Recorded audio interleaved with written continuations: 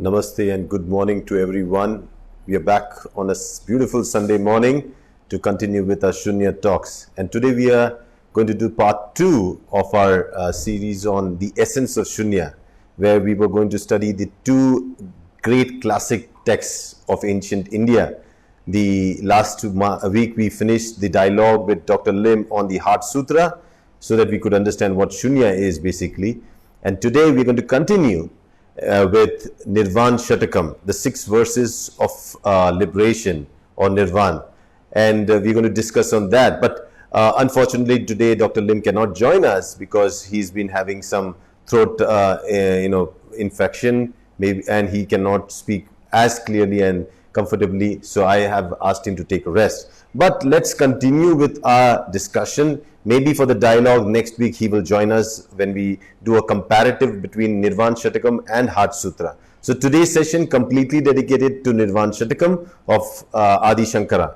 Ādi Śaṅkara, as we know, one of the greatest Indian philosophers who traveled across India to revive back the Advaita philosophy, the non-dual philosophy. And this philosophy helps us understand that everything is just oneness. There is no two. There is not possibility of two. Everything is just oneness. And this oneness can be explained very nicely with the Nirvāṇa Ṣaṭkam. So before we go into the 6 verses that will explain us what is the essence of Shunya in the Nirvāṇa Ṣaṭkam, I was telling you about Ādi Śaṅkara, and Ādi Śaṅkara's contribution in the Indian philosophy has been tremendous. We do respect him as a teacher.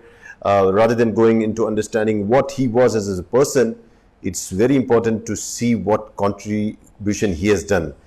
In a short span of life, I think he passed away at the age of 33, pretty young. But in that period, he contributed a lot in the Indian philosophy. And Nirvāṇa Ṣaṭkam is one of his masterpieces. And before we understand what Nirvāṇa Ṣaṭkam is, you should also understand what the Heart Sutra was trying to tell us. Heart Sutra was trying to tell us that there is no separate Atma. Everybody is just the manifestation of the Param Atma, the supreme consciousness, and everything is manifested because there are conditions, and these conditions manifest everything. So based on that, it is very evident that if conditions manifest everything, and that what is manifested is basically conditioned.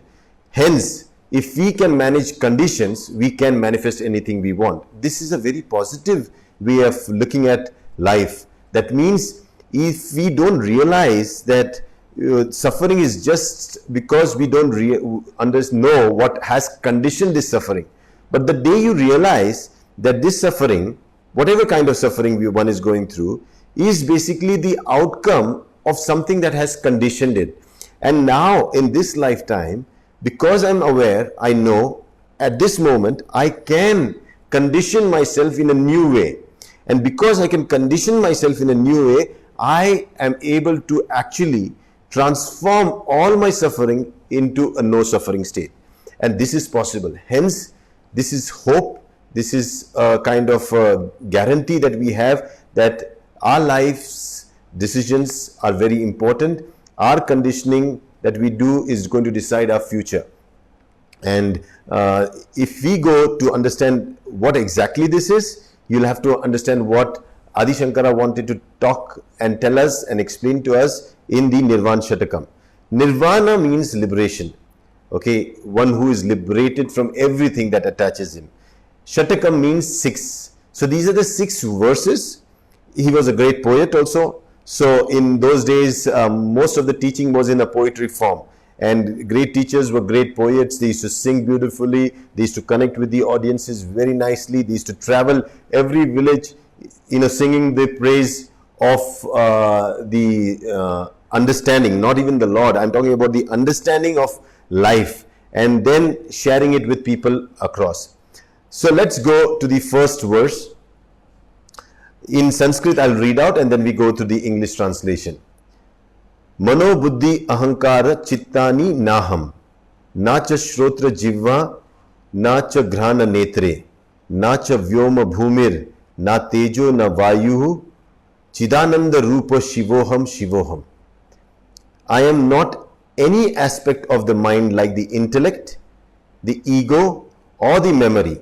I am not the organs of hearing, tasting, smelling, or seeing. I am not the space, nor the earth, nor fire, nor air. I am the form of consciousness and bliss.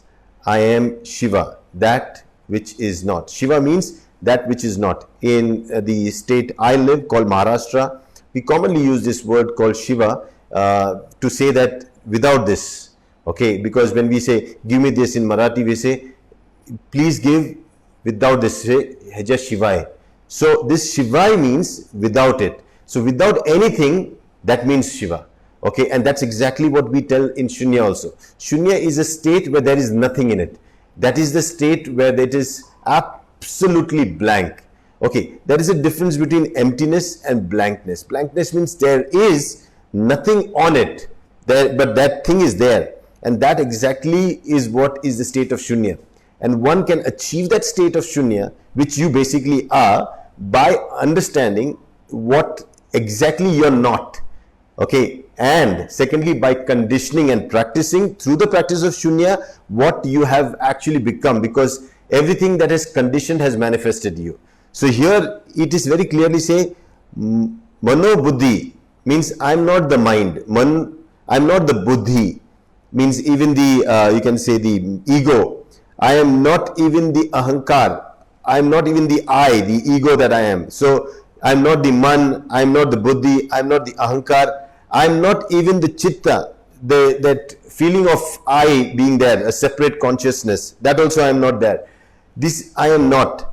Nacha Shrotra Jiva, Nacha Grana Netre. I am not the organs of hearing, tasting, smelling, or seeing. And that's true, because during the Corona times, if I was not able to smell, it does not mean that I was not there. It was just an organ that was not there. So I'm not the organs for sure. I'm not the I that I say. I'm not the mind. I'm not even the intellect.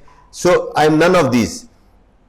I'm not the space, nor the earth, nor fire, nor air. Then what am I? I am the form of consciousness and bliss. I am that is without anything of this. Now, let's go to the next verse. Nacha prana sangyo, na vai pancha vayuhu, na va sapta dhatur, na va pancha koshaha, na vak pani padam, na chopasta payu, chidananda rupa shivoham shivoham. Okay, I am not the vital life energy, prana. Many times we feel we are that prana that we breathe, that is what we are. But that's not even, Ādi Śaṅkarācārya says, that's not even what you are. Even you are not the prana, nor the 5 vital airs. So when we study Ayurveda or Indian philosophy, we see Vayu are of 5 types. Prana, Vyana, Udana, Saman. Okay, and then these 5, it's Pran, Udan, Vyan, Saman and Apan. These are 5 Vayus. So I'm not even these divisions of Vayu. I'm not the 7 essential ingredients. So our body is made out of Sat Dhatu, 7 Dhatus, elements. So it is very clear that we are not even that elements, nor the sheets of the body. So many people would have heard about the Pancha Kosha. Okay, so there is these layers upon layers that we are. Okay, so there is Annamaya Kosha. Then there is Pranamaya Kosha, then there is Manomaya Kosha, then Vijnanmaya Kosha and Anandamaya Kosha. So he's saying we are not even that 5 koshas. I am not any of the body parts. So I'm not any of these body parts, like the mouth, the hands and the feet, etc. I am the form of consciousness and bliss. I am Shiva, that which is not. Okay, so see, through negation, when you don't know, if you're in a competitive exam, you have options, 4 options, and you read a question and you don't know what the answer is because you have never come across the question, then you suddenly go look into the options and you look at the option A, B, C and D. Now, the answer A can actually connect you to the question. So maybe if you know the answer A is not related to this question, you say no, this is not. The second one you say, oh, this also is not related to this question. So you negate that. C, you are not sure. D, you're sure this is not related to the question. Now, because you don't know the question and in the 4 options there is C which you're not aware of, you say because these 3 are not, maybe this is the one. So this is how we use negation to actually understand something that we are not knowing. And this is exactly what we are doing with the Nirvāṇa Ṣaṭkam. Third verse. Na me dvesha ragav, na me lobha moha, na me vaip mado naiva matsarya bhava, na me dharmo, na dharmo, na chartho, na kamo, na moksha, chidananda rupa shivoham shivoham. There is no hatred nor passion in me. I have no dvesha, no raga. That's not me. I'm not the hatred that comes. That's not me. Definitely not. It comes through me, but it is not me. I'm not even the moha, the greed, the desire that is born. I'm the passion that's not me. It comes through me. Okay. I'm not even the lobh, nor am I the moha. So no greed nor delusion. There is no pride, okay, nor jealousy in me. So they come through me, but that is not what I am, okay. I'm not identified with my duty. So if I'm a doctor, that is my duty, but that's not me. I'm separate from my profession. So I'm not the duty that I do. I'm not the wealth that I have accumulated, okay. So I'm not the lust, the desires that are born, or even the liberation that I'm seeking for. I'm not that. Then what am I? I am the form of consciousness and bliss. I am that which is not. I am the Shiva. Here again you see, everything is coming forth from you, but it is not you. Okay, it manifests through you, but it's not you. That means everything that comes through you, like for example, anger. I'm not anger, but somebody can provoke me to get angry and I can get angry. That means it's conditions that help something like me to transform into an angry person. Otherwise, I'm a peaceful person. I'm a happy person. But something around me conditions me and I become angry. Something around me conditions me and I become sad. Otherwise, I was happy. You see, I have to understand this, that it's conditioning around me that actually transforms me into a person that I am. Hence, if I know I'm not all that, then I understand where it comes from. It's all because of conditions. Okay, let's go to the 4th verse. Na punyam, na papam, na sokhyam, na dukkham, na mantro, na tirtham, na veda, na yajna, aham bhojanam, naiva, bhojyam na bhokta, chidananda rupa shivoham shivoham. So I am not virtue nor vice. Means I am not even the one that does punya, or I am not the one that does pap, even not the virtue nor the vice. It happens through me. The conditions actually create that. So if I am hurting somebody, if I am breaking the Panchashila, there has to be something which is provoking me to do that. And that condition is where I become pap or punya. So I am not that. Nor am I pleasure or pain. Even pleasure is what I seek for, but that's not what I am. Even pain is what I get, but that's not what I am. I need no mantras. I can say a mantra, but I am not in need of mantras. Okay? Nor pilgrimage. So not even tirtha. I am not the one who goes to tirtha. I would, because of conditioning, because of the faith that I follow, I will go and do a pilgrimage. But that's me because of the conditions. No scriptures or rituals. I am not the scripture nor the ritual. I am not even that. Then I am not the experience. I can have an experience, but I am not the experience. Not the object of the experience. I can have the object experienced, but I am not the object. Not even the one who experiences. Now, if there is an object, I can experience that object. There is an experience that I am experiencing that experience, but I am not even the one who is experiencing the object and the experience. So I am not none of that.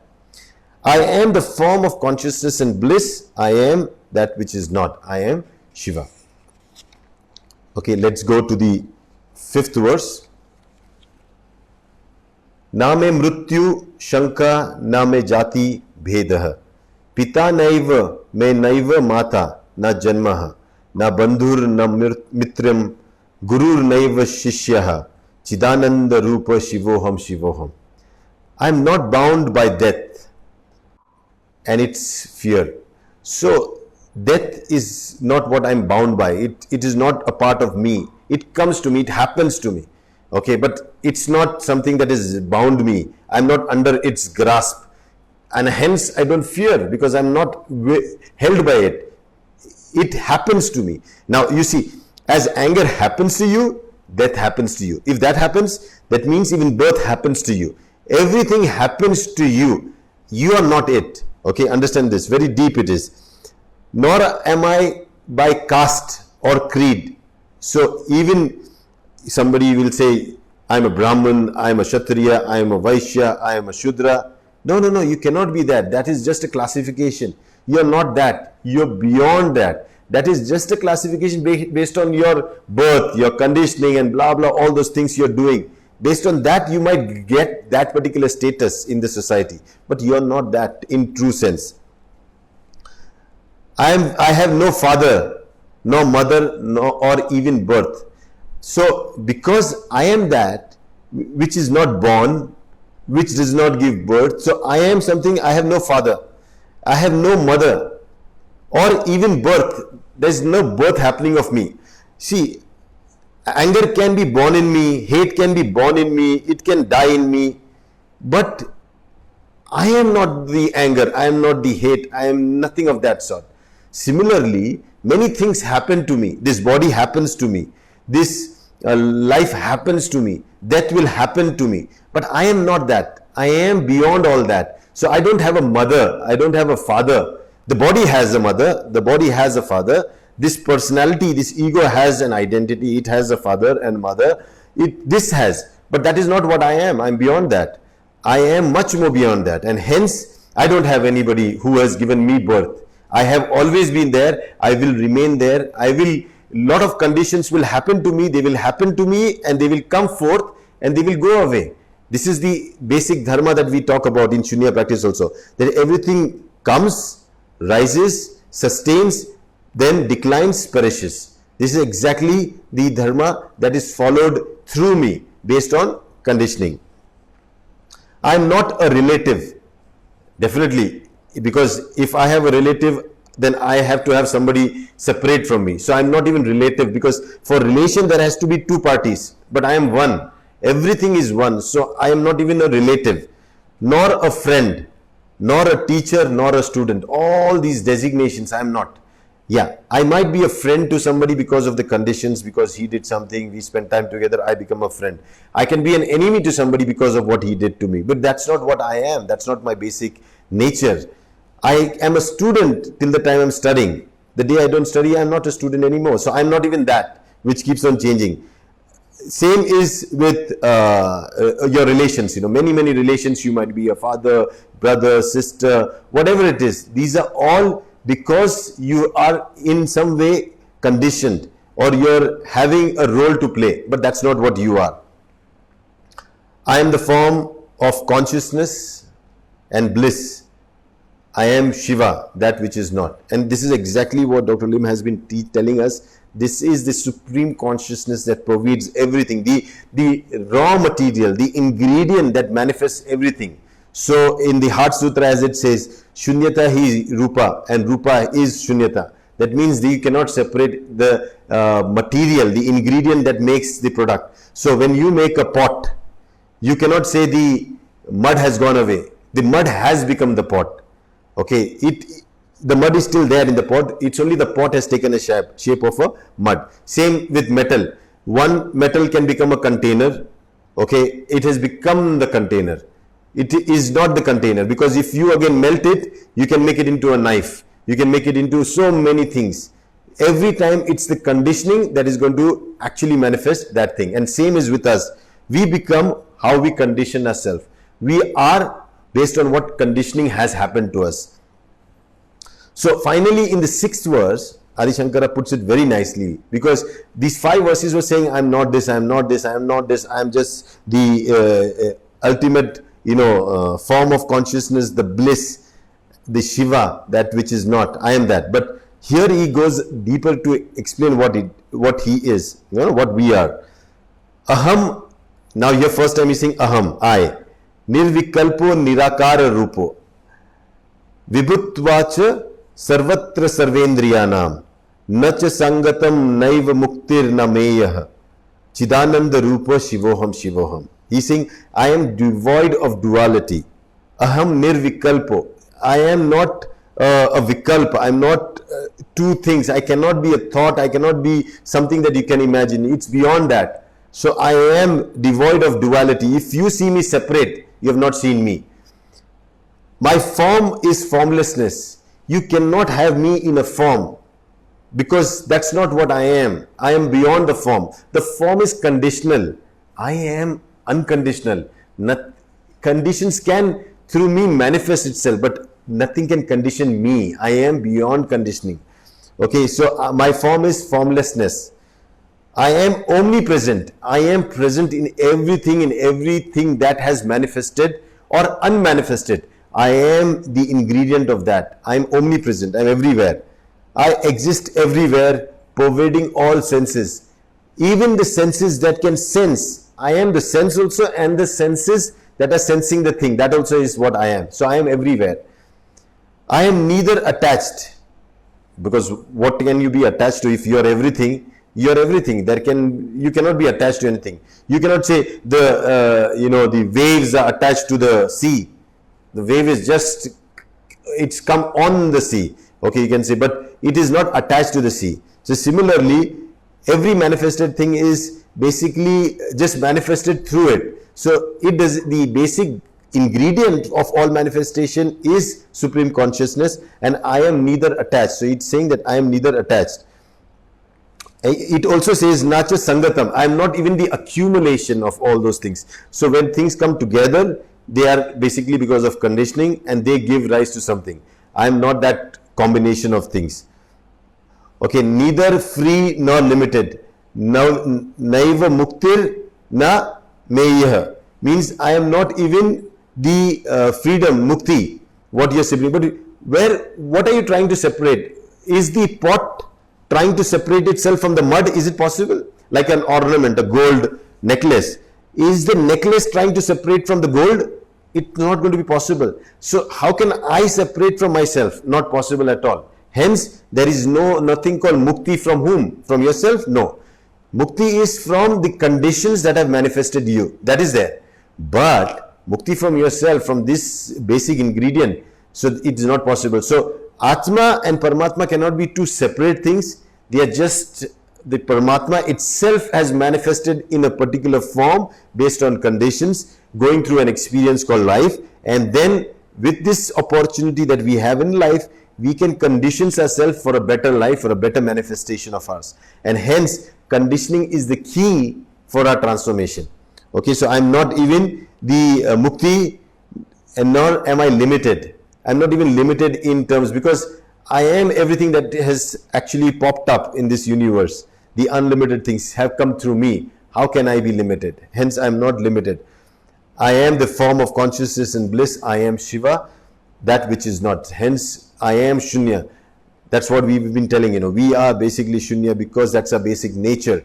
That's our nature. Once we understand this true nature of ours, our Shunya nature, that we are basically the form of consciousness that experiences bliss, peace, and prosperity.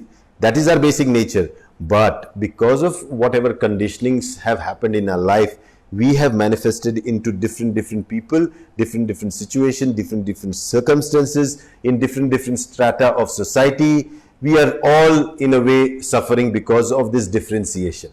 Once you understand, no, I am just the manifestation of conditions, then I start working on bettering my conditions. When I know it's my mind that is wandering, it's not me who wanders, then I get my mind in order. It's my anger that disturbs everybody, then I manage my anger. It's my laziness that has caused all the problems in my life. I work so that I get away out of laziness. If I realize that by doing good, something good is happening to me, I keep on doing good. So you see the Panchashil, the 9 no's of Shunya, they basically are conditioning you. And the practice of 9 to 0, then when you do your 1 to 10 count, and then you do your no count, and then you do your scanning, and then you do your mental chant that we will see in the blue belt as you go and engage with the society. All this is just conditioning that Shunya self of yours, that unmanifested self of yours, to manifest something that is prosperous and peaceful for you. So that brings us to the end of the 6 verses on the Nirvāṇa Ṣaṭkam by Ādi Śaṅkara. And the take-home message here is that through me, everything is what comes out. My relationships, my responsibilities, my behavior, my attitude, everything is through me. I am not it. And because they are just through me, I can manage it. My body is a part of me. It's not me. My body is. So if I am suffering from a body problem, I need to take care of the body problem. My mind is not me, but it is my mind. Hence, if I take care of my mind, I do not suffer from mental stress or any other mental problems. Similarly, my financial situation, my relationship status, my you can say responsibilities, all these are mine. And if I have to take care of it, I have to condition it in that way so that that thing is taken care of. And for conditioning, friends, you need a guide, you need a teacher, you need a technique. Without conditioning, you will be conditioned with the previous conditioning that has happened to you. Okay, without that it doesn't work. Like in a car, the accelerator moves the car forward. It's the brake that stops it. So we need to understand that if we do not actually take a pause, actually practice Shunya, we will be accelerated through life and life's problem in the same way as it is going. Things will just get worse and worse and worse if it's getting worse. Okay, but people who can understand this, apply the brakes to all the things that they don't want and accelerate on the things that they want in life, they are the ones who experience both peace and prosperity. And Shunya is basically that technique, that method through which we can experience that. So that brings us to the end of the Nirvāṇa Ṣaṭkam. Now here Shiva, many people think to be a form, but here it's very clearly said that my form is formlessness. Hence in Shunya we keep it that way. Even when we want to understand Shiva, we understand it as formlessness, Shunya, absolutely nothing. So I cannot see him in a manifested form, because manifestation means conditioning. Unmanifested form is basically what the ultimate reality is. And hence here if you see, for us in the Shunya practice, we see Shiva as nothingness, as Shunya, and hence that is our true self, that is we what we are. And in India you'll see a lot of Shiva followers, they always say Har Har Mahadev. Now Har means take away, clean up. That's exactly what we do in our practice also. When we practice, we let the mind be cleaned up. We take away all these things out. Because when everything is taken out, what you're left with is your pure self. When there is no conditioning that is manifesting anything in you, that's what you truly are. So please understand that the concept of Shiva is not the one that people assume here. And we are talking here in pure terms based on Nirvāṇa Ṣaṭkam of nothingness. Shunyata and Shunya, absolutely no. And that's the only way you can have C among the options, that 4 options that you had. The C was the one that you did not know what it is, but the 3 you knew. Hence you negate all the 3, stick on to the C option, and that's how you understand Shunya. Otherwise it is very difficult to understand. So this is how we are now continuing a series of talks, so that you can understand how deep Shunya is and how essential it is for us to understand it while we practice. Because theory is also very important for you to continue your practice. So as we go up in the levels, this is a part of the Blue Belt certification program where you are updated, educated about the real essence of Shunya, and that is how you can understand Paramatma, Param Atma, that means the supreme consciousness, and that's what we are as manifested self. So see you next week. Until then, thank you so much. Bye-bye.